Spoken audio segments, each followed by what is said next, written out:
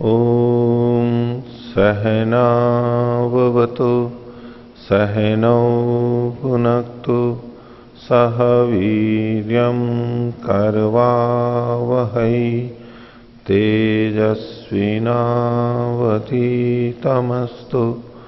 मा विद्विषावहै।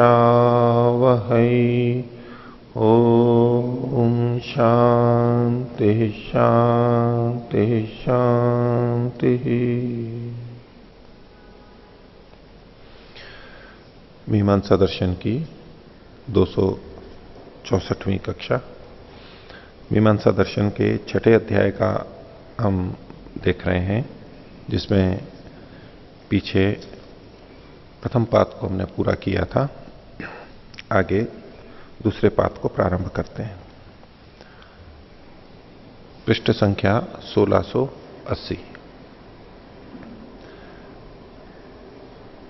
दूसरे पाद का प्रथम अधिकरण है सत्रे प्रत्येकम कृष्ण फल भोक्तृणाम अधिकरणम। सत्र में, सत्र ये यागों के प्रकार हैं, क्रतु के प्रकार है, जो एक दिन किया जाता है, जिसमें एक दिन सोम रस निकाला जाता है, उसको एकाह कहते हैं। एक दिन, वैसे 6 दिन चलता है, 7 दिन चलता है, लेकिन सोम रस एक दिन निकाला जाता है, सोम की आहुति एक दिन में दी जाती है, वे एकाह होते हैं। 2 से लेकर के 12 दिन तक जिसमें चलता हो, प्रतिदिन रस निकाला जाता है। उसी में प्रतिदिन में भी वही तीनों समन, प्रातः समन, माध्याह्न दिन समन और तृतीय समन, ये तीनों होते हैं। 3 बार रस निकालते हैं, 3 बार आहुतियां देते हैं। ये एक दिन का हुआ एकाह में। ऐसा ही जहां 2 दिन में करते हो, कभी 3 वाले भी होते हैं, 4, 6 वाले और 12 तक, इनको अहीन कहते हैं। और 12 या 12 से ज्यादा, 12वां ऐसा है कि 12 को अहीन में भी आता है और सत्र में भी लेते हैं। तो 12 या 12 से अधिक दिनों तक जिन सोमयागों में सोमरस निकाला और आहुति दी जाती है, उनको सत्र बोलते हैं। तो ये सत्र का प्रसंग है। और 12 दिन वाला है, उसको भी सत्र कह सकते हैं। 12 दिन वाला अहीन भी हो सकता है, सत्र भी हो सकता है, उसमें थोड़ा भेद होता है, लेकिन दिन 12 होते हैं उसमें। दोनों में दिन 12 होते हैं, बिल्कुल एक जैसे नहीं होते, उसमें अंतर होता है। क्योंकि ऋत्विकों का जो एक मोटा अंतर तो ऋत्विकों का ही आता है कि सत्र में जितने ऋत्विक होते हैं वो सारे के सारे यजमान, जो यजमान होते हैं वही ऋत्विक होते हैं। जबकि एकाह और अहीन में एक ही यजमान होता है, बाकी ऋत्विक क्रीत होते हैं, खरीदे गए होते हैं, यानी दक्षिणा से लिए गए होते हैं। फल एक ही यजमान को मिलता है। लेकिन सत्र में बहुत सारे, जितने जितने ऋत्विक होते हैं, सारे के सारे यजमान भी वही होते हैं। व्यवहार के लिए एक को यजमान की संज्ञा दी जाती है, नाम दिया जाता है। उन्हीं यजमानों में से कुल जितने यजमान हैं, यानी जो अपने द्रव्य का त्याग कर रहे हैं, उनमें से एक को यजमान बना दिया जाता है। कोई किसी को ब्रह्मा, कोई अध्वर्यु, कोई प्रतिप्रस्थाता, ऐसे अलग अलग उनको बना दिया जाता है। लेकिन होते सब यजमान हैं सत्रों के अंदर। उसको लेकर के एक प्रश्न खड़ा हो रहा है कि सत्रे प्रत्येकम कृष्ण फल भोक्तृ नाम अधिकरणम। तो सत्र में प्रत्येक को, यानी जितने यजमान थे, वो जितने ऋत्विक भी बने, वो उनमें प्रत्येक को पूरे फल के वे भोगने वाले होते हैं, ये सिद्ध किया जा रहा है। इसमें विचार का विषय ये बन रहा है कि अनेक लोग उसमें भाग ले रहे हैं, तो क्या उसका फल उनमें बढ़ जाता है सबके अंदर? जैसे कि किसी कार्य को, फैक्ट्री को 5 जने मिल करके चला रहे हों, सहभागी हों, 2 हों, 3 हों, 10 हों, तो उसमें जो लाभ होता है सबने समान रूप से दिया है, और जो लाभ होता है वो सब में समान रूप से बढ़ जाता है। तो जितना फल था, उस फल के भाग टुकड़े होकर के एक एक में जाते हैं, उतने उतने प्रतिशत उनके सबके बढ़ जाते हैं। यानी प्रत्येक को 100% नहीं मिलता है, मिल ही नहीं सकता है, क्योंकि बांटना पड़ेगा। तो ये एक सामान्य दृष्टि रहती है। तो क्या इन सत्रों में ये जो अनेक यजमान हैं, इनको फल की प्राप्ति ऐसे ही बट करके होगी कि पूरे याग का जो फल आया वो फल एक है, जो यहां कहा गया है, जिसमें जो जो फल कहा गया है, और वो उतना फल विभक्त होकर के प्रत्येक में बटेगा। क्या ऐसा होता है? तो उसमें इनका सिद्धांत क्या है कि प्रत्येक को पूरा पूरा फल मिलता है। इसमें प्रत्येक को पूरा पूरा फल मिलता है। जो फल उसका कहा गया है, उस याग का जो फल वहां कहा गया है, वो फल प्रत्येक को मिलता है, बंटता नहीं है, वो प्रत्येक को मिलता है। अब इसको हम दूसरे ढंग से कहें कि भोजन बनाना है, हम 5 जने भोजन बना रहे हैं, उससे भोजन बना, अब उसको जो भोजन बना पूरा उसमें हम बांट के लेते हैं। एक दृष्टि तो ये है। उसकी जगह यूं कहें कि हमने अपने पेट के भरने के लिए, तृप्ति के लिए भोजन का निर्माण किया 5 ने, और उसके बाद में क्या होता है? सबका पेट भरता है, सबकी तृप्ति होती है, अपनी अपनी जिस चीज को जितना है वो उसको सबको मिलता है। इसको बांटने वाली दृष्टि से मत देखना, ये थोड़ा सा बांटना भी इसमें जुड़ा हुआ है, आप उसको बांटने की दृष्टि से भी देख सकते हैं। लेकिन सबको जो कामना थी, जिस कामना से प्रेरित होकर के वो कर्म किया गया, वो सबको मिला। हम यज्ञ कर रहे हैं, अग्निहोत्र कर रहे हैं, भाई उससे सामग्री, औषधियां डलेंगी, उससे वायु अच्छी बनेगी और उससे हमारे स्वास्थ्य की प्राप्ति होगी, जीवाणु नाशन होगा इत्यादि जो हमने सोचा। अब वो जो फल मिल रहा है, सबको अपना अपना पूरा पूरा मिल रहा है। मुझे जितना चाहिए मेरे को मिल रहा है, दूसरे को जितना चाहिए दूसरे को पूरा पूरा मिल रहा है। अब इसको यूं नहीं कहते कि वो सबको बट करके मिला है। कुल फल में से बटता हुआ भी वो जिसको जितना चाहिए, जितना जितना लक्ष्य था, उद्देश्य था, वो सबको मिल रहा है। सबने मिलकर के किया और सब हो गए। हमने एक यान बनाया, मान लो नाव बनाई, जहाज बनाया, और हमारे को मिल करके नदी पार करनी है। कार्य हमने सबने मिल करके किया और उसका फल क्या है? नदी को पार करना, इच्छित जगह पे पहुंचना। अब उसमें हर व्यक्ति वहां पर पहुंच रहा है। जो नदी को पार करना है, पहुंचना है, उस पहुंचने का फल प्रत्येक में है स्वतंत्र रूप से। वहां कोई फल बंटा नहीं है। हमने मिलकर के काम किया और कुल मिलाकर के जो फल मिला वो सबको पूरा पूरा फल मिला। ये भी पूरी तरह वहां पहुंचा, दूसरा भी पूरी तरह वहां पहुंचा और तीसरा भी पूरी तरह वहां पहुंचा। तो कुछ इस तरह से यहां पर कथन है कि सत्र में जो अनेक लोग होते हैं उसमें फल की प्राप्ति सबको कृष्ण रूप से होती है, पूरी तरह होती है। पूरा पूरा फल सबको मिलता है, बट बट करके टुकड़े टुकड़े में नहीं मिलता, सबको उतना उतना ही फल मिलता है, पूरा पूरा। तो सत्रे प्रत्येकम कृष्ण फल भोक्तृनाम, संपूर्ण फल के भोगने वालों का ये अधिकरण यहां पर सिद्धांति इस बात को सिद्ध करेगा। भाष्य देखिए, विषय को उठा रहे हैं। द्वादशाह है न प्रजा कामम याजयेत। द्वादशाह 12 दिन है, तो 12 दिन है तो ये सत्र में आएगा। 12 दिन सत्र भी होता है, यद्यपि अहीन भी होता है। तो प्रजा की जिसको कामना है उसको यजन कराए। द्वादशाह है न प्रजा कामम याजयेत। अब ये सत्र है तो सभी यजमान है, तो सबको प्रजाओं की प्राप्ति होगी।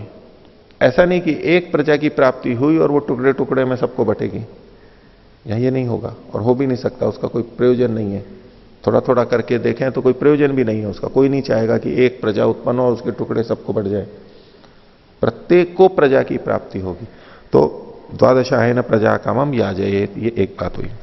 दूसरा है रिद्धि कामा उपेयु। जो रिद्धि की कामना, समृद्धि की कामना चाहते हैं वो उपेयु प्राप्त हो, सत्र को प्राप्त हो, सत्र में मिल करके काम करें। अकेले में भी रिद्धि होती है, वृद्धि होती है, लेकिन कुछ काम ऐसे होते हैं कि हमें बहुत समृद्धि चाहिए तो फिर हमें मिल करके करने होते हैं। मिल करके करते हैं तो हम सब कर पाते हैं, नहीं तो कर ही नहीं सकते। हम अकेले अकेले करें तो उस काम को कर ही नहीं सकते। ऐसे जो काम होते हैं, लेकिन सब जने मिलकर के उसको करते हैं तो सबको पूरा पूरा मिलता है। देश की रक्षा, सीमाओं की रक्षा, पुलिस, शांति की व्यवस्था हमने सबने मिलकर के कर रखी है। राष्ट्र ने, हम सबने कर दिया, संपूर्ण मिलजुल करके, किसी ने कुछ किया, किसी ने कुछ किया, ये करके हमने सुरक्षा व्यवस्था की है। लेकिन जो सुरक्षा मिल रही है वो हमको सबको स्वतंत्र रूप से अलग अलग मिल रही है, प्रत्येक रूप से। ऐसा नहीं कह सकते कि जो सुरक्षा मिली वो सब में बट गई है, नहीं। लक्ष्य यही था कि प्रत्येक व्यक्ति, प्रत्येक परिवार सुखी और शांत रहे, सुरक्षित रहे, और वो सबको प्राप्त हो रही है। प्रत्येक को पूरा पूरा फल प्राप्त हो रहा है। ऐसा यहां पर है। तो रिद्धि कामा उपेयु, जो समृद्धि की कामना करते हैं वो सत्र की तरफ आए। तथा तत्र तत्र एवं कामः सत्रम उपेयु, तो उसी प्रकार से उस कामना वाले, इस कामना वाले सत्र को प्राप्त होवे। जिस जिस की जो कामना है, जिस जिस की रिद्धि की कामना है, वो सब सत्र को प्राप्त होवे। और कितने लोग हो सकते हैं? तो सप्तदशावराह चतुर्विंशति परमाह सत्रम आसीरन। तो इसमें कहा कि सप्तदश अवराह मतलब कम से कम 17 तो उसमें होने ही चाहिए, और चतुर्विंशति परमा और अधिकतम 24 होने चाहिए। ये सीमा बताई उन्होंने। सत्रम आसीनन, सत्र में बैठते हैं या जाएं। तेषु संदेह किम तस्य तस्य कृत्स्नेन फलेन अर्थिनः सत्रे अधिकार उत परषदो अर्थिन्या अधिकार इति। तो क्या उस संपूर्ण फल को जो चाहने वाले हैं उनका सत्र में अधिकार है? यानी सत्र में ये जो 17 या 24 लोग आए हैं, क्या और चाहते सब संपूर्ण फल को है, तो प्रत्येक व्यक्ति संपूर्ण फल को चाहता है, ऐसे लोगों का इस कर्म में अधिकार है? उत अथवा पर्षदो अर्थिन्याम अधिकार है। पर्षद है मतलब सभा, जो समूह है उसका। पर्षद ये स्त्रीलिंग शब्द है, तो इसलिए अर्थिन्या अर्थ को चाहने वालों का, समूह रूप में अर्थ को चाहने वालों का यह अधिकार है। समूह रूप में मिलकर के वो चीज फल मिले, ऐसा अधिकार है कि हम सब ने मिलके, कई जनों ने मिलकर के एक कमरा बनाया, और वो जो कमरा है बना तो एक ही है, मकान एक ही बना है, लेकिन वो हम सबके लिए है। मकान पूरा पूरा किसी का भी नहीं है, वो भागशः सबका है, सम्मिलित रूप से सबका है, एक एक का एक एक नहीं है ऐसा। तो मिलकर के अधिकार है, या प्रत्येक को पूरा पूरा इसमें मिलने वाला होता है। तो आह, अब इसमें सिद्धांति पूछता है, ननु अर्थिनो बहुसंख्या विशिष्टा निर्दिश्यन्ते। बोले यहां पर जो चाहने वाले हैं वो बहुत संख्या वाले निर्देशित किए गए हैं। कैसे? उपेयुहु, एक तो रिद्धि कामा उपेयुहु, उपेयु ये बहुवचन का प्रयोग है। इसी तरह से सत्रम आसीरन, आसीरन शब्द ये भी बहुवचन है। तो यहां पर बहुत सारे संख्याओं में कहे गए हैं। पहला वाला जो है द्वादशाहेन प्रजाकामम याजयेत, यहां तो प्रजाकामम एक ही वचन है। उसमें भी विचार अभी आगे चलेगा कि इसमें एक का ग्रहण करें या अनेकों का ग्रहण कर सकते हैं, वो अगले अधिकरण में आएगा। तो सिद्धांति ने कहा, ननु अर्थिनो बहुसंख्या विशिष्टा निर्दिश्यन्ते कथम एषाम एकैकशो अधिकारो भविष्यति। ये जो एक पक्ष लिया था कि एक एक को पूरा पूरे कृष्ण का अधिकार होगा, वो कैसे हो सकता है? यहां तो अनेकों का कहा गया है, तो अनेकों को सम्मिलित रूप से मिलना चाहिए। वो इस विधि वाक्य में, वचन में बहुवचन से जो कहा गया है, तो इसका मतलब है जो फल होना है वो सबको समूह रूप में ही होना चाहिए, बहुसंख्यक को। एक एक को पूरा पूरा कैसे होगा? आपने कैसे सोच करके आपने ये पक्ष रखा? सिद्धांति पूछ रहा है उससे, या कोई भी पूछ रहा है, कह लीजिए। अभी जो प्रश्न उठाया जाता है ना पूर्व पक्षी के द्वारा, तो बहुत बार सिद्धांति उससे उसके प्रश्न को खुलवाता है। भी आप ये प्रश्न कर रहे हो, तो प्रश्न ऐसा कर क्यों रहे हो? प्रथम दृष्टया क्या यहां बहुवचन है, तो फल है वो सब समूह को ही मिलना चाहिए, तो बात समाप्त हो गई। बोले आप ये कैसे कह रहे हो कि एक एक को पूरा पूरा फल मिले? ये बात यहां से कैसे निकाल रहे हो आप? उसकी संभावना के रूप में भी आप क्यों देख रहे हो? तो ननु अर्थिनो बहुसंख्या विशिष्टा निर्दिश्यन्ते कथम एषाम एकैकशो अधिकारो भविष्यति इति। पूर्व पक्षी कह रहा उच्यते रिद्धि कामा इत्येवमादि विधीयमानम रिद्धि लक्षितेषु समस्तेषु व्यस्तेषु च प्राप्तम। बोले यहां जो रिद्धि कामा, ये जो शब्द पढ़े गए हैं, रिद्धि कामा उपेयु, और इसी तरह जिस जिस कामना वाले अनेक वचन मिलते हैं, वो इत्येवमादि विधीयमानम, ये विधीयमान होते हुए रिद्धि लक्षितेषु, रिद्धि से जो लक्षित है, यानी जैसे हम स्वर्ग कामा में स्वर्ग से लक्षित करते थे कि स्वर्ग की कामना वाला जो भी है लक्षित किया जाता है, वो वैसे नहीं है लक्षित, जो पीछे प्रकरण आया था स्वर्ग काम वाला। तो ऐसे ही रिद्धि काम है, इसमें जो रिद्धि से जो लक्षित है वो समस्तेषु व्यस्तेषु, चाहे वो समस्त हो मतलब मिलकर के समूह रूप में हो, अथवा व्यस्त हो, व्यस्त यानी अकेले अकेले हो, अकेले अकेले हो। तो समस्तेषु व्यस्तेषु च प्राप्तम, समस्तेषु व्यस्तेषु च प्राप्तम, उन दोनों में ही प्राप्त है। ये जो है रिद्धि कामा उपेयु, ये समूह में भी प्राप्त हो रहा है और एक में भी प्राप्त हो रहा है। यहां ये थोड़ा ना कहा गया है कि समूह में ही होना चाहिए। सिद्धांति ने बात ऐसे रखी थी कि यहां तो बहुवचन है तो ये तो समूह में जाएगा, एक एक को आप क्यों कर रहे हो? बोले ये तो कोई स्पष्ट यहां कहा नहीं गया, वो समस्त में भी जा सकता है और अकेले में भी जा सकता है। अब देखो, ये समस्त और व्यस्त शब्द पे देखो, समस्त और व्यस्त। आजकल भी जो हम व्यस्त शब्द बोलते हैं, यहां व्यस्त का मतलब क्या है? एक, ठीक है। और समस्त का मतलब है समूह के रूप में समस्त। हाँ, व्यष्टि समष्टि उस अर्थ में है, लेकिन यहां व्यस्त शब्द जो है ना, तो व्यस्त एक के लिए आ रहा है। और यूं हम थोड़ी सी संगति लगाएं कि जो व्यक्ति अकेला ही सब काम करना चाहे ना, तो व्यस्त हो जाएगा वो। और जो मिलजुल करके काम करना चाहे अनेकों से, और दूसरों पर भी विश्वास रखे कि हाँ नहीं ये भी काम कर लेगा, ठीक है, इस पर भी विश्वास करके जिम्मेदारी सौंपी जा सकती है, तो फिर वो व्यस्त नहीं होगा। व्यस्तता क्यों? देखते हैं कि भाई बहुत काम हमारे पास है, बहुत अधिक काम है, इतने बड़े बड़े लोग होते हैं, बड़ी बड़ी फैक्ट्रियां चलाते हैं, कितने कोई होटलें चलाते हैं, ये चलाते हैं, और वो व्यस्त नहीं दिखते। कितने उनके फैक्ट्रियों में वो कभी जाते ही नहीं, होटलों में कभी जाते ही नहीं, एक जगह बैठे हैं बस। वहां उन्होंने व्यक्ति रख रखे हैं, बड़ा बड़ा वेतन देते हैं, दूरभाष पे कुछ कहना है, वो तंत्र बना रखा है, छोड़ रखा है। व्यस्तता क्यों आ जाती है? जब वो व्यक्ति सोचता है नहीं इसको भी मैं ही देखूं, इसको भी मैं ही देखूं, इसको भी मैं ही देखूं, कहीं दूसरा ये ना कर दे, कहीं ये ना हो जाए। ज्यादा जब होता है ना, खुद अकेले ही करने का जब होता है, तो और अकेले कर नहीं सकता है, वो करना बहुत है कि भाई ये भी देखना है, ये भी देखना है, तो फिर व्यस्त हो जाएगा। अकेला मतलब स्वयं पे ही ज्यादा लेके चलेगा। यद्यपि अन्य व्यक्ति जुड़े हैं, करते हैं, लेकिन अगर खुद को लेकर के ज्यादा चलेगा तो वो व्यस्त हो जाएगा। तो या तो छोड़ देते हैं, और उसमें ये भी देखा जाता है कि भाई ठीक है, पता है कि ये थोड़ा इधर उधर होगा, कोई बात नहीं, होगा। अब हर चीज को देखने के लिए स्वयं जा करके तो नहीं देख सकते ना। और उसके किसी के 5 होटल हैं, अब कैसे जाएगा वो 5 जगह पे? और एक एक होटल में भी सैकड़ों कर्मचारी काम कर रहे हैं, एक एक को देखेगा वो? कहीं ये ना कर दे, कहीं ये ना कर दे, ये करेगा तो जो उसको सुख मिलना है या शांति मिलनी है वही उसकी समाप्त हो जाएगी। और कुछ चीजों में मान के चला जाए, उसको पता है कि यहां ये इस तरह से करते हैं, थोड़ा ऊंचा नीचा होता है, पता है उसको, लेकिन फिर भी वो उसको स्वीकार करके चलता है। ये थोड़ा बहुत होता है, और इसके चक्कर में अगर हम ज्यादा लग गए तो बचेगा कम और समय ज्यादा लग जाएगा उसमें, और मैं व्यस्त हो जाऊंगा, इसी में ही लगा रह जाऊंगा, इसी में उलझ जाऊंगा। तो कुछ चीजें सहन की जाती हैं कि नहीं ये तो होना ही है, उसमें ज्यादा कुछ नहीं किया जाता। तो अकेला व्यक्ति जब अपने पे लेकर के चलता है ज्यादा, तो व्यस्त होना ही है।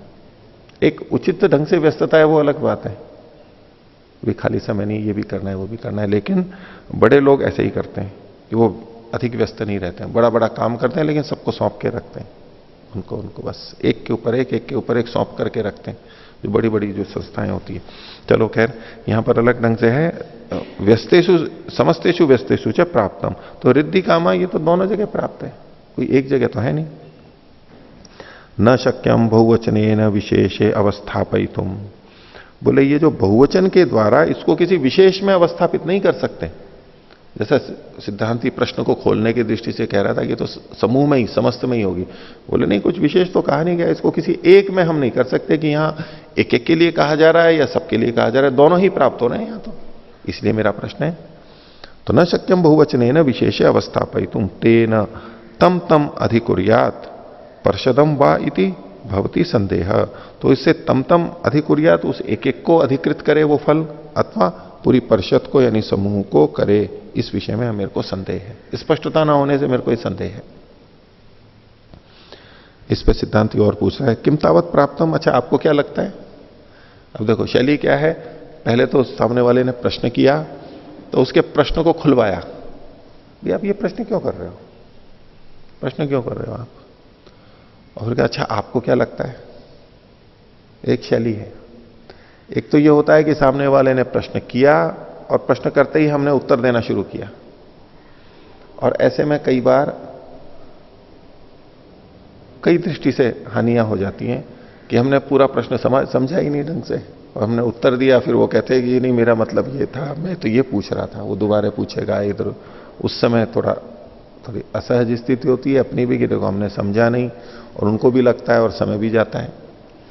और ऐसे में प्रश्नकर्ता को यूं भी लगता है कि मेरी बात पूरी सुनी नहीं गई, मेरी बात सुनी नहीं गई। तो उसमें क्या उपयुक्त रहता है, जैसे इनकी शैली है कि अगर किसी ने प्रश्न रखा तो पहले उसी को उसके प्रश्न को खोलते हैं, उससे बुलवाते हैं, तो उसको भी एक संतुष्टि होती है कि हाँ मेरी बात समझी है, इन्होंने पूरा सुना है मेरे को। तो आधा तो उत्तर, आधा दिमाग तो उसको हो जाता है कि हाँ ये सुना है, अब उत्तर सही हो गलत हो लेकिन उसकी स्वीकार्यता बढ़ जाती है। और हमने उत्तर ठीक भी दिया, हमें पता है कि इसका क्या प्रश्न है और हम उत्तर ठीक देने लग रहे हैं, लेकिन उसको ये लग रहा है इन्होंने तो सुना ही नहीं, उसको संतुष्टि नहीं होगी, भले ही ठीक है उसको स्वीकार्यता नहीं होगी। तो चिकित्सकों के साथ बहुत होता ही रहता है, रोगी आया एक दो लक्षण दिए, उसको पता है कि ये चीज है और मेरे को तो यही लिखनी है, इसलिए जहां चिकित्सालयों में सार्वजनिक में भीड़ ज्यादा होती है वो सुनते ही वो तो लिखना शुरू कर देते हैं और वो रोगी परेशान कि मेरी बात ही नहीं सुनी, मैंने तो बस ये कहा और उन्होंने तो लिखना शुरू कर दिया, दे दिया। नहीं होगी बात। तो पहला तो क्या चरण हो जाता है कि हम प्रश्न को उसी से पूछते हैं, उतनी देर में हमारे को सोचने का भी अवसर मिल जाता है, उसको भी संतुष्टि होती है और हम ठीक ठीक चीज उत्तर दे पाते हैं, सब दृष्टि से अच्छा है। और ये एक आगे बढ़ करके और बात है, अच्छा आपने भी इस पे विचारा होगा, आप भी पढ़े लिखे हैं, तो आपको क्या लगता है? अब उसको भी हमने महत्व दे दिया कि हाँ पूछने तो आया है, लेकिन हाँ नहीं आप भी बुद्धिमान लग रहे हो, पढ़े लिखे लग रहे हो, आपने भी सोचा ही है, तो आपको क्या प्रतीत हो रही है?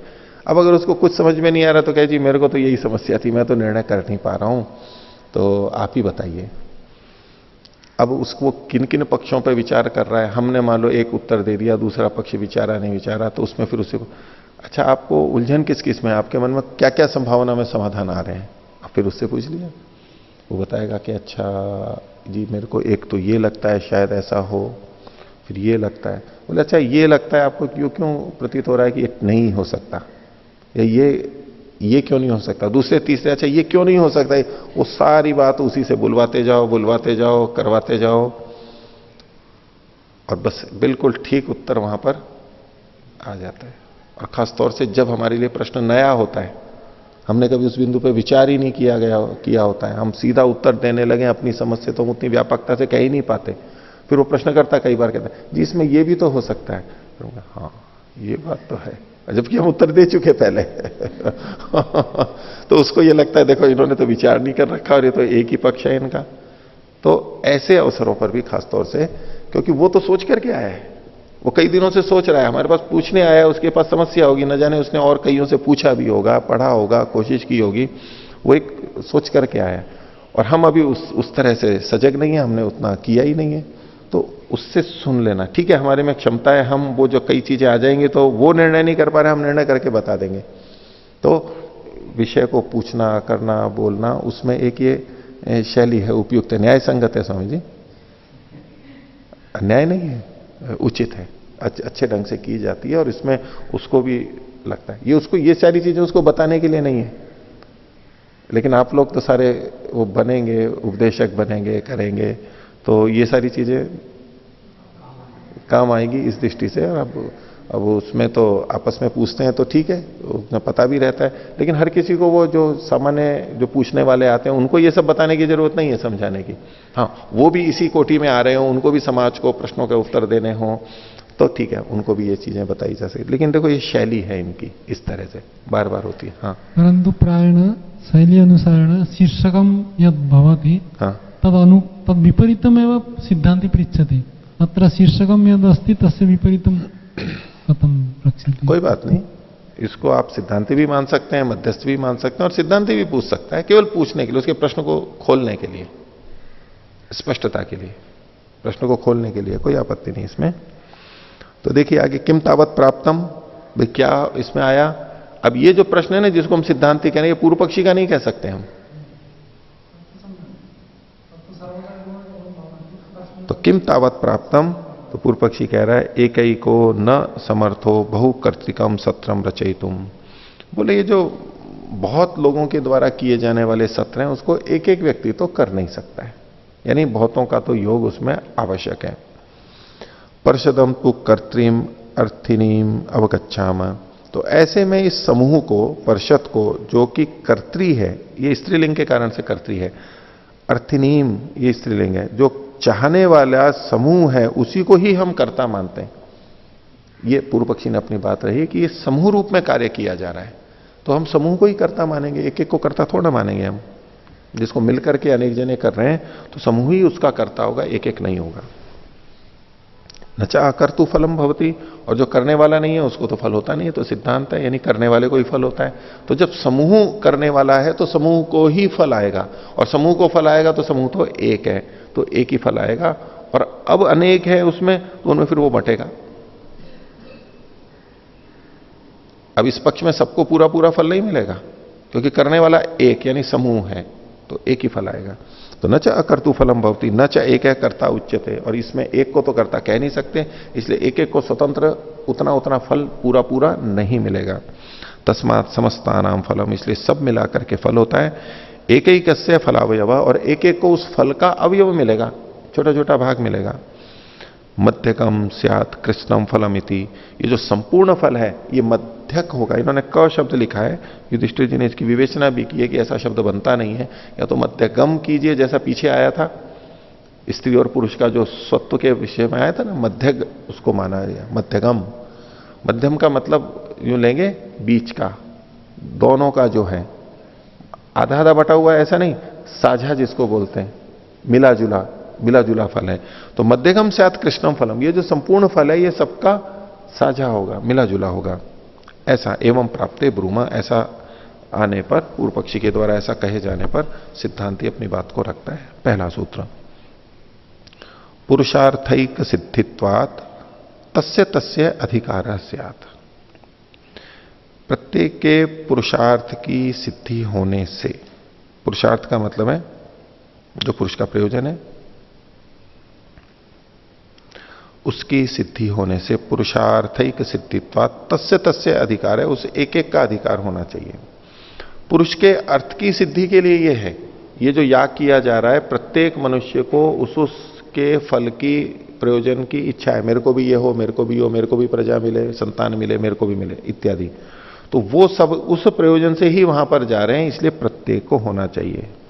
तो भावार्थ भाष्य, तस्य तस्य अर्थिनः कृष्ण फलम सत्रात् निर्वर्तते, उस अर्थी का मतलब प्रत्येक को संपूर्ण फल सत्र से उत्पन्न होता है। कुतः पुरुषार्थस्य एकैकस्य सिद्धिर यतो भवति, क्योंकि पुरुषार्थ की एक एक के होने पर ही सिद्धि होती है, नहीं तो पुरुषार्थ की सिद्धि ही नहीं होगी।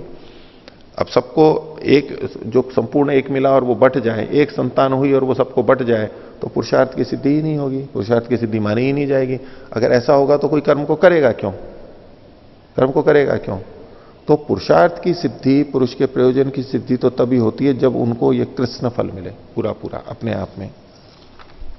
आगे, सहक्रियमाणे सर्वः एकैकम पुरुषार्थम साधयति तंत्रेण, और जो ये साथ साथ करते हैं कर्म, उसमें सारे के सारे मिलके एक एक पुरुषार्थ को सिद्ध करते हैं मिल करके।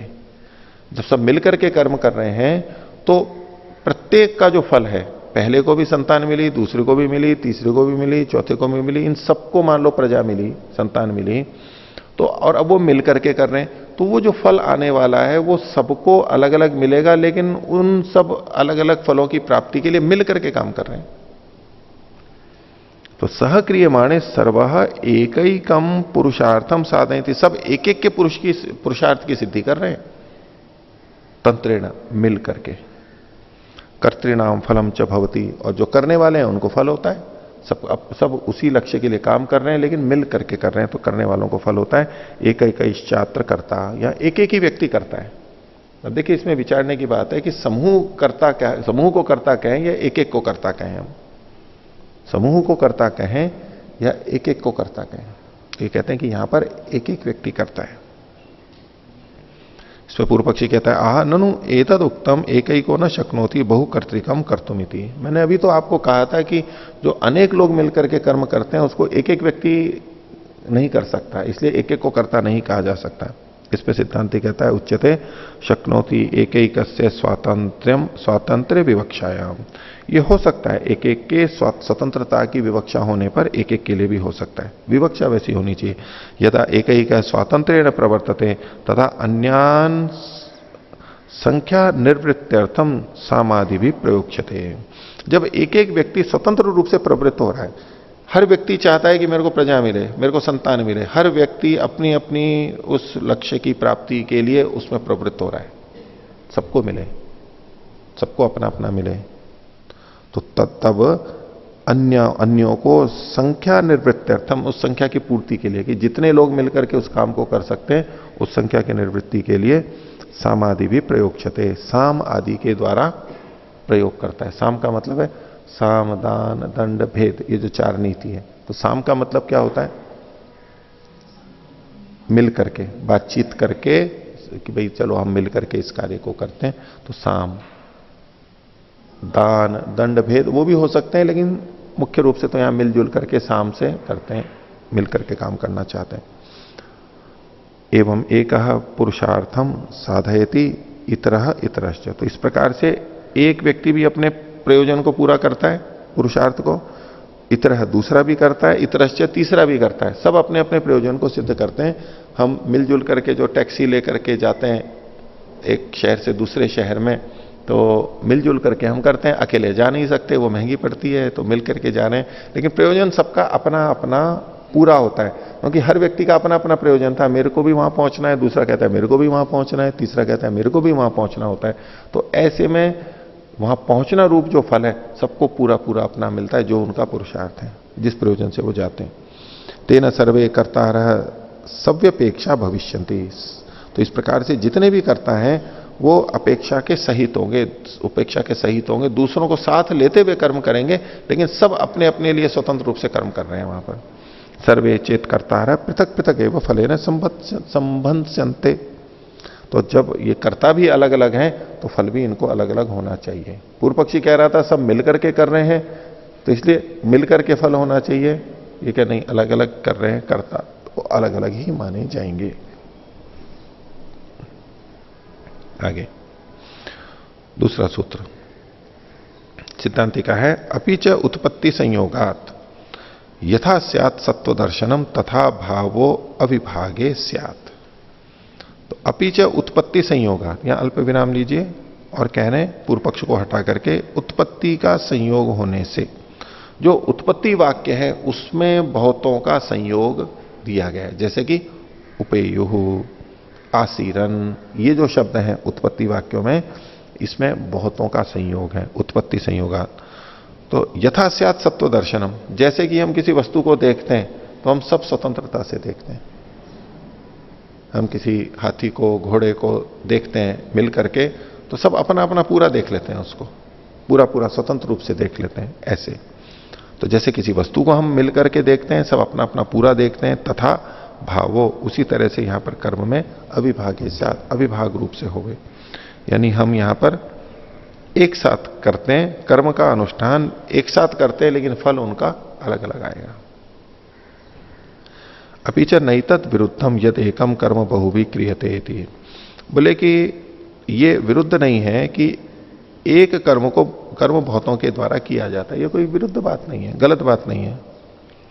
पूर्व पक्षी कह रहा है यदि उच्चेत, पूर्व पक्षी अगर ऐसा कहे कि विरुद्धम, नहीं ये तो विरुद्ध है, विरुद्धम के बाद पूर्ण विराम है, उसकी जगह अल्प विराम लीजिए, इसी को बात को आगे खोल रहा है पूर्व पक्षी।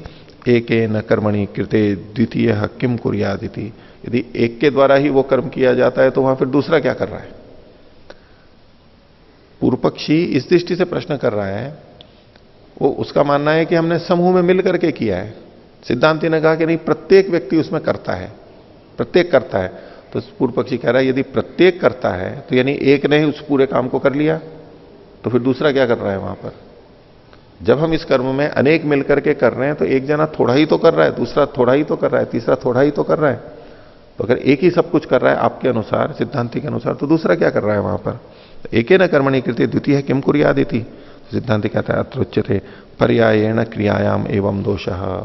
जो चीज, जो काम पर्याय से किए जाते हैं वहां पर आप ये दोष कह सकते हो कि एक कर रहा है तो दूसरा नहीं कर रहा है वहां पर। दूसरे के द्वारा नहीं किया जाएगा। पर्याय से मतलब पहली बार एक ने किया, फिर दूसरे ने किया, फिर तीसरे ने किया, सबके पर्याय है। 8 घंटे इसने किया, फिर 8 घंटे इसने किया, फिर 8 घंटे इसने किया।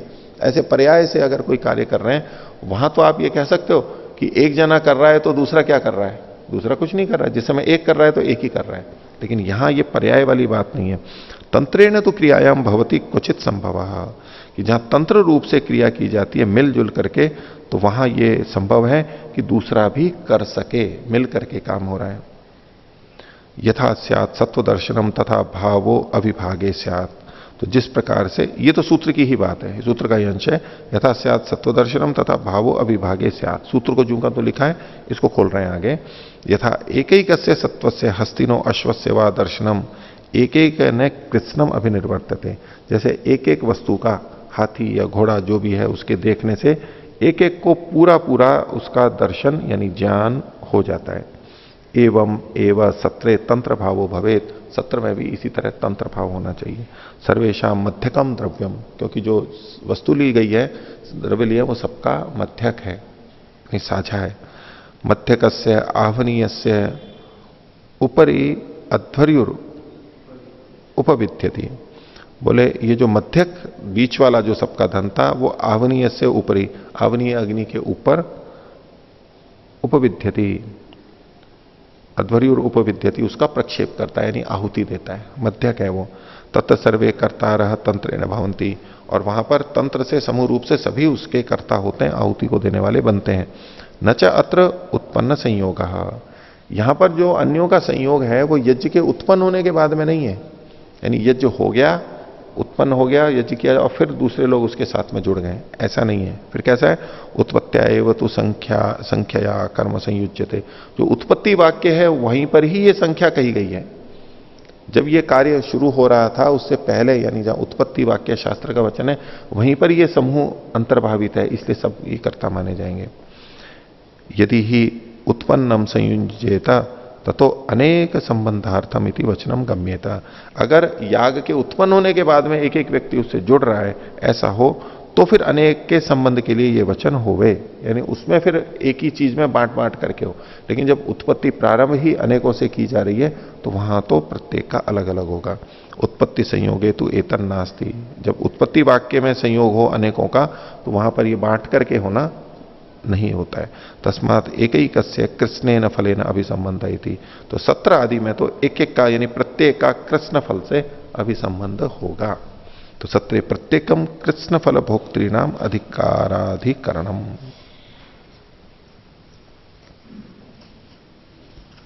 आगे अब जब एक ही कर्म में अनेक लोग थे और उन सबको अब पूरा पूरा फल मिल रहा था, तो अब दूसरी चीजों में यही इसी तरह का प्रश्न उठेगा जहां अनेक लोग मिलकर के कर्म कर रहे हैं। तो देखिए दूसरा अधिकरण है दर्शपूर्ण मासादि नाम नियतैक कर्तृकत्वाधिकरणम। दर्शपूर्ण मास आदि जो कर्म हैं उनमें नियत एक कर्तृकत्व का अधिकरण कहा जा रहा है, कि निश्चित रूप से एक ही व्यक्ति उसको कर रहा है, दो व्यक्ति नहीं कर रहे हैं, एक ही व्यक्ति कर सकता है। वो एक व्यक्ति का मतलब पति पत्नी तो दोनों रहेंगे ही, वो पीछे हम देख ही चुके हैं, लेकिन एक दंपति हो, पति पत्नी, फिर दूसरा भी उसमें हो, मिल करके दर्शपूर्ण मास आदि करें, ऐसा नहीं होगा। बस एक ही यजमान होगा, यजमान की पत्नी होगी और बाकी जो है वो ऋत्विक होंगे, वो क्रीत होंगे, उनको दक्षिणा दी जाएगी। ये एक ही का कहलाएगा। सत्र तो अनेकों का कहलाएगा, लेकिन ये जो दर्शपूर्ण मास आदि कर्म है वो मिल करके नहीं किए जाते, वो तो अकेले अकेले ही किए जाते हैं। दर्शपूर्ण मासाभ्याम स्वर्ग कामो यजेता ज्योतिषोमेन स्वर्ग कामो यजेता इति श्रूयते, ये वचन शास्त्र में मिलते हैं। अत्र संदेह किम अनियमेन एको द्वौ बहो वो वा यजेरन, कि यहां पर बिना नियम के छूट है कि चाहे एक करे, चाहे दो मिलके करे, चाहे तीन या अनेक करें, कुछ भी है, छूट है इसमें। अथवा एका एव यजेता इति, अथवा इसमें नियम है कि एक ही यजन करें। वैसे तो एक वचन यहां पर दिया हुआ है मूल में, तो एक ही करे या अनेक करे, क्या बात है। तो सिद्धांत कह रहे हैं नो तृतीय उक्तम, भाई तीसरे अध्याय में हमने ये कहा था कि शास्त्रफलम प्रयोक्त रीति, शास्त्रफल प्रयोक्ता को होता है, जो उसका प्रयोग करता है, फल उसी को होता है। यथा प्रयोक्तरी तथा विवक्षितम एकत्वम यथा तथा वक्ष्यामः, ये पूर्व पक्षी कह रहा है। जब ये फल प्रयोक्ता में होता है, निश्चित है कि हमें इसका प्रयोक्ता कौन है, तब तो यथा एकत्व विवक्षितम, जैसा एकत्व विवक्षित है वहां पर कहा गया है, तथा पक्षा में हम भी वैसा ही करते हैं, वैसा ही मानते हैं, उसमें कोई बात नहीं है। लेकिन यह तो तदेव आक्षिप्यते, यहां तो उसी पर ही आक्षेप किया जा रहा है कि भाई ये एक प्रयोक्ता है या नहीं है। सिद्धांति ने क्या कहा, शास्त्र फलम प्रयोक्तरी, हम पीछे कह के आ चुके हैं, शास्त्र का फल प्रयोक्ता को मिलेगा। तो बोले ठीक है, जब प्रयोक्ता निश्चित हो तब तो एकत्व विवक्षित होगा और एक को फल मिलेगा, लेकिन यहां तो यह तो तदेव आक्षिप्यते, यहां उसी पर ही आक्षेप किया जा रहा है, प्रश्न उठाया जा रहा है कि आखिर प्रयोक्ता है कौन, या एक होगा या दो होंगे या तीन होंगे, अनेक हो सकते हैं। पुनश्च निर्णयश्यते इति, और इसका आक्षेप किया जा रहा है और उसके बाद में निर्णय करेंगे, चर्चा के बाद में, कि यहां पर कितने प्रयोक्ता हैं, और जितने प्रयोक्ता होंगे उसको हम मान लेंगे शास्त्र फलम प्रयोक्तरी, शास्त्र का फल प्रयोक्ता को होता है, तब हम बाद में मान लेंगे, लेकिन पहले ये तो निर्णय करें।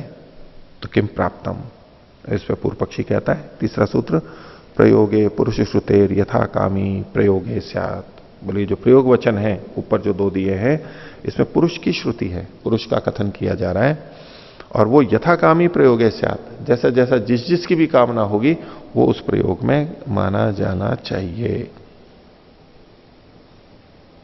अर्थात जिस जिसकी भी कामना है, दर्शपूर्ण मासाभ्याम स्वर्ग कामो यजेत है, तो जो जो भी स्वर्ग की कामना वाला है, अनेक हो तो अनेक मिलकर के कर सकते हैं, ऐसा होना चाहिए। भाष्य, यथाकामी प्रयोगे स्यात्, तो जैसा जैसा जो चाहे प्रयोग में वैसा होवे। कुतः पुरुष श्रुते, यहां क्यों पुरुष का श्रवण यहां पर किया जा रहा है, कैसे, पुरुष श्रुते है, ये सूत्र का अंश है, तो पुरुष श्रूयते, पुरुष का यहां पर कथन हो रहा है। क्या, पुरुषे यागम श्रावयित्वा कृतार्थः शब्द एकस्य द्वयो बहुनाम वा यागम न वारयति, कि किसी पुरुष में याग को सुना करके कि भाई आप याग करो, उससे वो शब्द कृतार्थ हो गया, चरितार्थ हो गया एक में, तो भी एक का, दो का, बहुतों का याग वो वारित नहीं करता है, उसको हटाता नहीं है।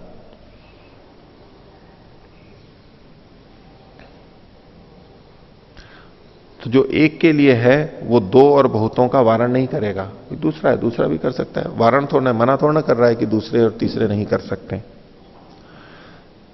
और आगे कह रहे हैं, नासो पुरुषो यागे श्रूयते, यहां पर पुरुष जो है वो याग में सुना नहीं जा रहा है, याग में उसका प्रयोग नहीं किया जा रहा है।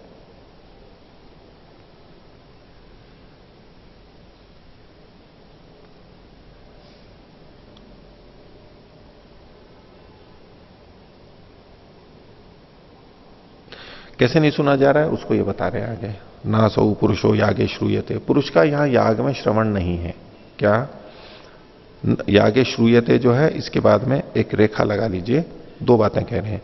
यागम अभिनिर्वर्तयेत, याग को संपूर्ण करे, कौन, पुरुष, पुरुष का श्रवण हो जाएगा ना, यूं कहेंगे पुरुष है यागम अभिनिर्वर्तयेत, पुरुष याग को संपन्न करे, तो पुरुष का श्रवण एक हो गया। दूसरा, यागेन वा फलम अभिनिर्वर्तयेत, कहा पुरुष, पुरुष याग के द्वारा फल को संपन्न करे, ऐसा नहीं है। नासो पुरुषो यागे श्रूयते, ये पुरुष याग में ऐसे नहीं सुना। अगर हम इसका अर्थ ये करें कि यागम अभिनिर्वर्तयेत, तो ये तो पुरुष को हो गया, बोले ऐसे यहां नहीं सुना जा रहा है। और यागे नवा फलम अभिनिर्वर्तयेत, याग के द्वारा फल को प्राप्त करे, ये पुरुष का कथन, बोले ऐसा भी नहीं है। कथम तरही, बोले यागे न फलम प्राप्नुयादिति, याग के द्वारा वो फल को प्राप्त करे, याग के द्वारा फल को प्राप्त करे। ये तीनों वाक्य देखो अलग अलग हो गए, पुरुष तो जुड़ा हुआ है यहां पर, पुरुष तो तीनों जगह जुड़ा हुआ है, लेकिन पुरुष यहां पर किस तरह से जुड़ा हुआ है। क्या हम यागम अभिनिर्वर्तयेत ऐसा मानेंगे जब, तो कहा जाएगा कि पुरुष याग को करे, इस रूप में पुरुष जुड़ा हुआ है। दूसरा है कि याग के द्वारा फल को सिद्ध करे, यहां इस ढंग से पुरुष जुड़ा हुआ है, भिन्न ढंग हो गया।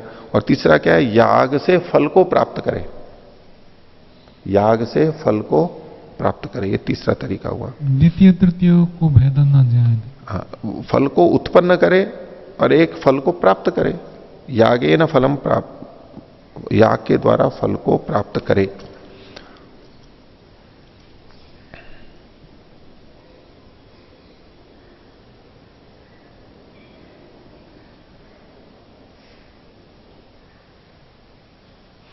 इसके अंदर क्या, इसमें अंतर क्या पड़ेगा?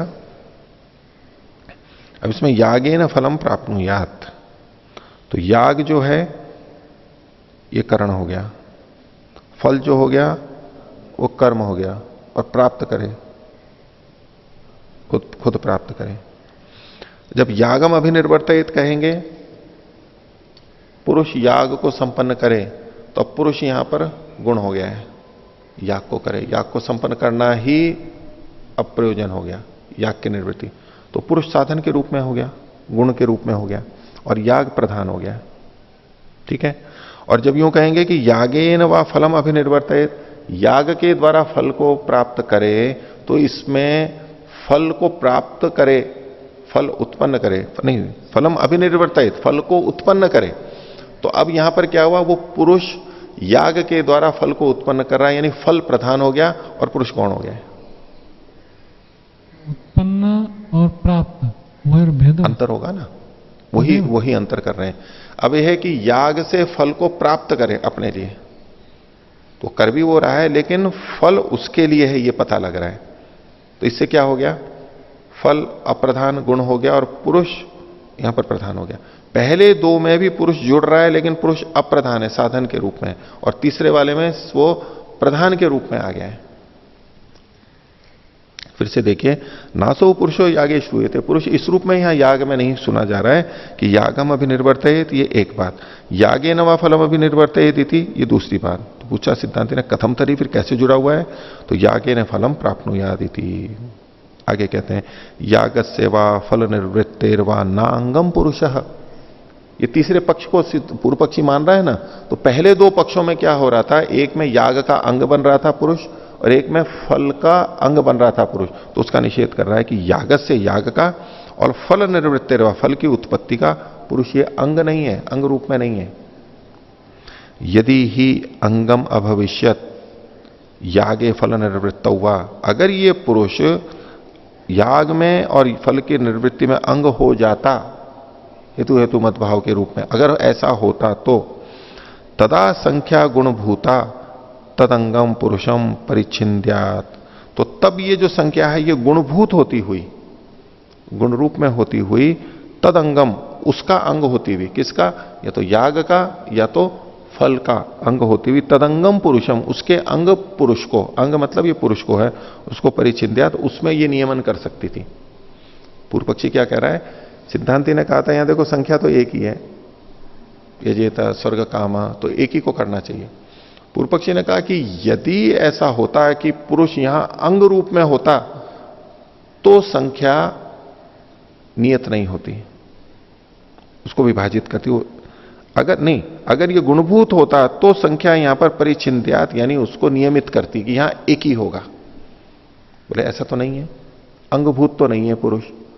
जो तीसरा अर्थ किया उसमें पुरुष प्रधान के रूप में आ रहा है, तो बोले यहां इसको लक्षित नहीं करेगी। आगे कह रहे हैं, अतः पुनः अंगभूतम प्रकाशयन लक्षणत्वेनैव पुरुष शब्द संबध्येत न गुणवचनतया, और यहां पर अंगभूत रूप में उसको प्रकाशित करता हुआ लक्षण के रूप में यदि पुरुष संबंधित होगा तो न गुणवचनता, यहां पर गुण की विधि नहीं हो सकती।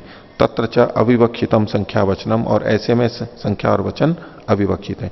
ये जो है ना, अतः पुनः, ये सिद्धांत पूर्व पक्षी अपनी दृष्टि से कह रहे हैं, अतः पुनः अंगभूतम पुरुषम, इस अंगभूत पुरुष को, ये जो अनुवाद किया, इसको प्रकाशयन, प्रकाशित करता हुआ, यानी अनुवाद करता हुआ, लक्षणत्वेन पुरुष शब्द संपद्येता, ये पुरुष शब्द उसको प्रकाशित करता हुआ, पुरुष मतलब कर्ता, प्रकाशित करता हुआ लक्षण के रूप में संबंधित होता है, न गुणवचनता, गुणवचन के रूप में, विधि के रूप में नहीं हो रहा है।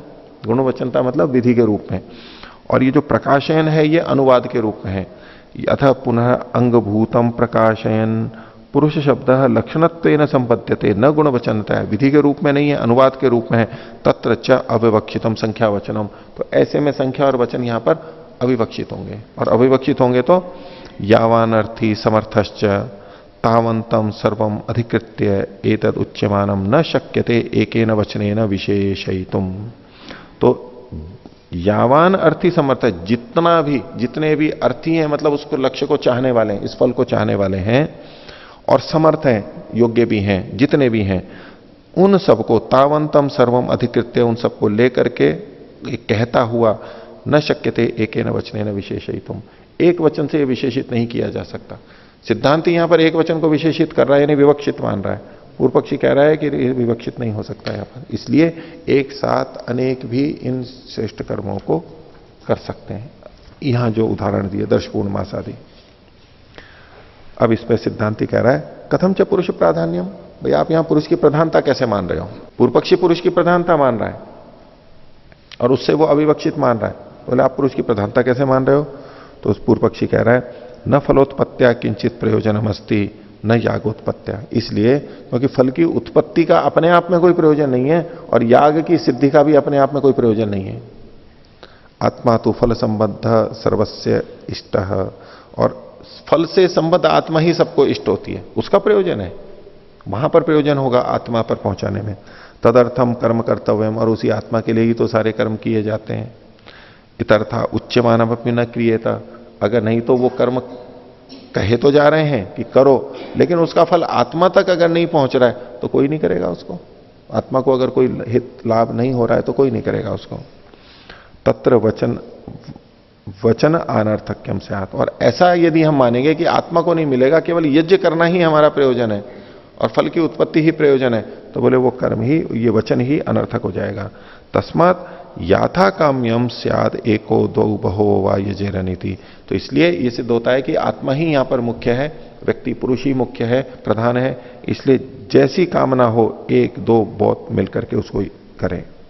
तथा च दर्शयति, और ऐसा शास्त्र से संकेत भी मिलता है, अपनी पुष्टि के लिए वचन दे रहा है। युवम ही स्थ स्वपति इति द्वयोर यजमानयो प्रतिपदम कुर्यादिति, ये एक मंत्र है, युवम ही स्थ स्वपति ही। इस वचन, इस मंत्र को बोलते हुए उसमें कहा गया कि ये दो यजमानों के लिए प्रतिपत्त करें। यहां पर गान आदि किए जाते हैं, उसमें प्रथम मंत्र जो होता है उसको प्रतिपत्त कहते हैं। तो पहला वाला मंत्र ये करे, कहां? जब दो यजमान हो। तथा आगे कहा एते असृग्नमिंदव इति बहुभ्यो यजमानेभ्य है, और जब बहुत सारे यजमान हो तो एते असृग्नमिंदव, ये मंत्र का प्रारंभिक भाग है, इससे प्रतिपत्त करे, पहला मंत्र इसको बोले। इति द्वयोर बहुनाम च यागम प्रदर्शयति, तो देखो दो और बहुतों का याग शास्त्र में कहा ही गया है, तो इसलिए मिलकर के किए जा सकते हैं। ठीक है ना? पूर्व पक्षी की बात तो ठीक ही लग रही है ना? तो पुरुष के लिए ही तो किया जाता है, आध्यात्मिक दृष्टि से क्या है स्वामी जी? पुरुष के लिए ही किया जाता है, तो पुरुष के लिए किया जाता है तो पुरुष ही प्रधान होगा यहां पर। देखिए चौथा सूत्र है, ये आक्षेप है। आक्षेप मतलब ये पूर्व पक्षी के ऊपर किया जा रहा है, इसको आप सिद्धांति के रूप में भी मान सकते हैं और नहीं तो मध्यस्थ के रूप में मानिए, मध्यस्थ ज्यादा संगत है। सिद्धांति का मूल तात्पर्य आगे आएगा, लेकिन ये बीच में कुछ सिद्धांति जैसी बात कर रहा है, कुछ पूर्व पक्षी के विपरीत बात कर रहा है, लेकिन सिद्धांति जैसी बात कर रहा है, लेकिन परिशुद्ध नहीं है ये यहां वाला कथन। तो प्रत्यर्थम श्रुति भाव इति चेत, अगर कोई ये कहे, यानी वैसे तो पूर्व पक्षी ही कहलवा रहा है इसके, कि अगर कोई ये कहे प्रत्यर्थम, इसको प की जगह त कर लेना, कि प्रत्येक अर्थ के प्रति श्रुति का भाव होवे। श्रुति जो है वो इसको भी कह रही है और उसको भी कह रही है, दोनों के प्रति श्रुति का भाव अर्थ तात्पर्य समझ लेना चाहिए। कैसे? तो इसमें कहते हैं इति चेत, अगर कोई ये कहे एवं चेत भवान पश्यति अविवक्षितम एकत्वम इति, अगर आप ये कहते हो, ये भगवान का मतलब है पूर्व पक्षी, कह कौन रहा है? सिद्धांति। वो कह रहा है इति एवं चेत भगवान पश्यति, अगर आप ऐसा सोचते हो, हे पूर्व पक्षी, अगर आप ऐसा सोचते हो कि अविवक्षितम एकत्वम, यहां जो एक वचन है वो अविवक्षित है, तो प्रत्यर्थम श्रुति भाव स्यात्, प्रत्येक प्रयोजन के लिए श्रुति भाव होना चाहिए। किस किस प्रयोजन के लिए? तो यागम अभिनिर्वर्तयेत ततश्च फलम प्राप्नुयादिति, तो याग को संपन्न करें और फिर उससे फल को प्राप्त करें। ये दो बातें हैं यहां पर आएंगी।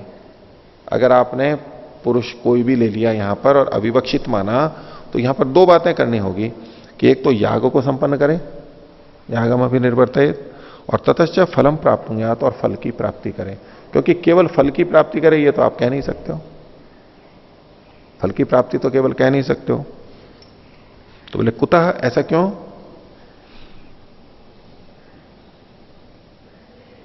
ये जो बात है ना, ये जो दो बातें कहेंगे, यागम अभिनिर्वर्तयेत, ये सिद्धांति का मत है वास्तव में, और फलम प्राप्नुयात, फल प्राप्त करे, ये पूर्व पक्षी का मत है।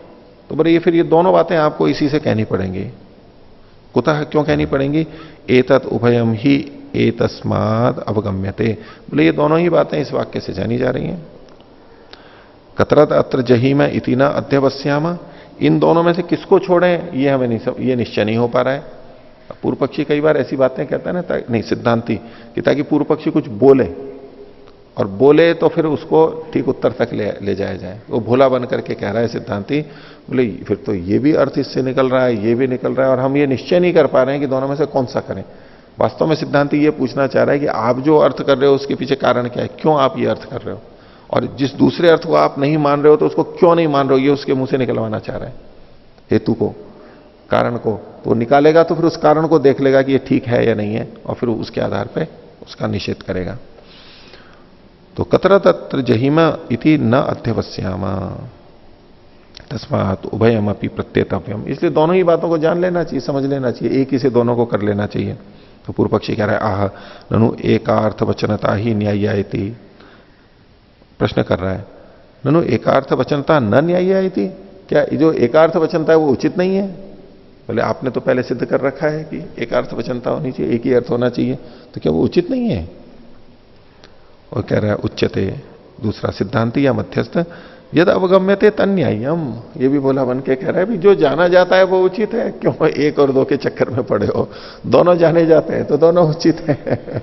यद अवगम्यते तन्याय्यम, तो पूर्व पक्षी कह रहा है नहीं पूर्व पक्षी नहीं, यही कह रहा है उभयम च प्रतीयते, देखो दोनों की प्रतीति हो रही है, तस्मात् उभयार्थ वचनता एवं न्याय्या, इसलिए दोनों वचनता है इसमें, ये उचित है।